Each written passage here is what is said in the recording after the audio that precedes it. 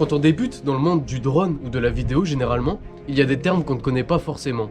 Surexposition, sous-exposition, verrouillage d'exposition, ou encore 2,7K, 4K, 1080p, 60 fps, 25 fps, que choisir et pourquoi? Eh bien, dans cette vidéo, vous aurez la réponse à toutes vos questions. Sachez que même si vous n'êtes pas détenteur d'un DJI Mavic Mini, eh bien tout ce que je vais citer dans cette vidéo vous servira un jour ou l'autre si vous êtes dans le monde de la vidéo, donc je vous conseille fortement de rester jusqu'à la fin. On se retrouve directement sur l'application. Vous allez cliquer sur les paramètres, vous allez aller dans l'onglet caméra. Une fois dans l'onglet caméra, vous allez cliquer sur paramètres de prise de vue avancée. Une fois sur ces paramètres-là, vous allez cliquer sur histogramme, vous allez l'activer, et sur alerte de surexposition que vous allez activer également. Donc maintenant vous pouvez observer un histogramme que vous pouvez déplacer et mettre où vous voulez pour pas que ça vous dérange. Donc cet histogramme là, vous avez une partie à gauche, c'est ce qui va vous dire si votre image elle est sous-exposée. La partie du milieu, ça va vous dire que votre image elle est bien équilibrée, et la partie de droite, ça va vous dire que votre image est surexposée.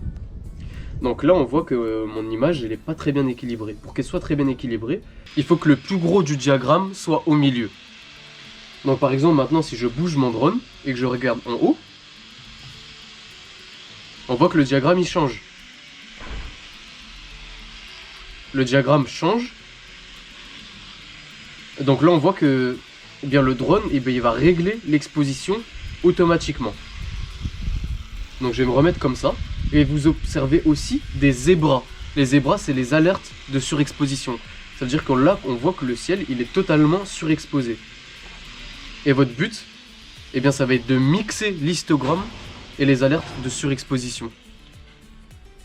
Donc là, par exemple, ce que je pourrais faire, je vois qu'on a un pic dans l'histogramme qui est totalement surexposé.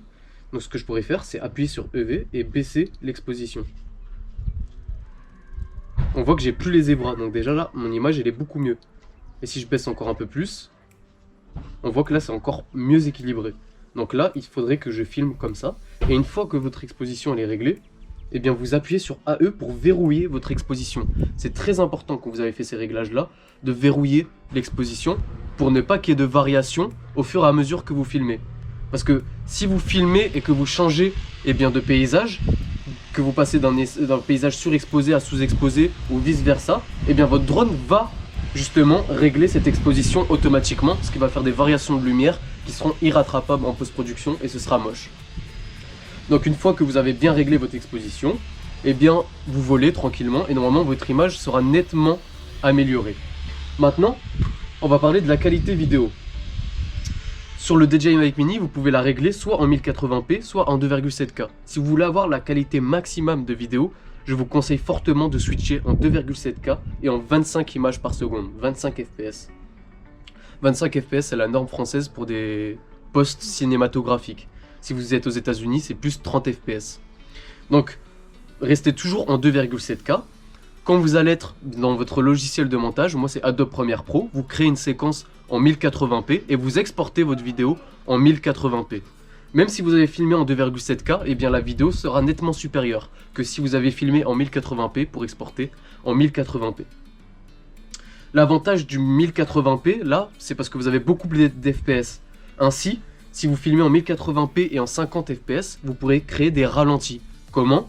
Eh bien si vous mettez votre séquence en 50 fps, et bien dans votre séquence en 25 fps, elle sera ralentie 2 fois automatiquement. C'est comme ça que vous allez créer des ralentis.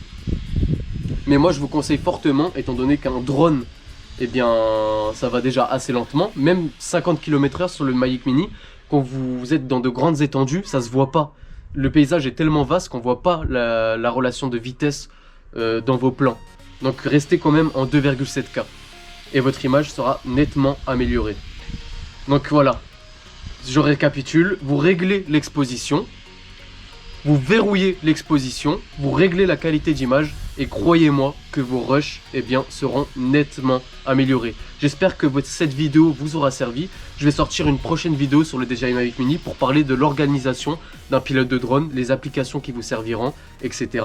Donc n'hésitez pas à vous abonner, à lâcher un pouce bleu, ça fait toujours plaisir. Et voilà, commenter, ça fait également plaisir. Et je vous dis à la prochaine.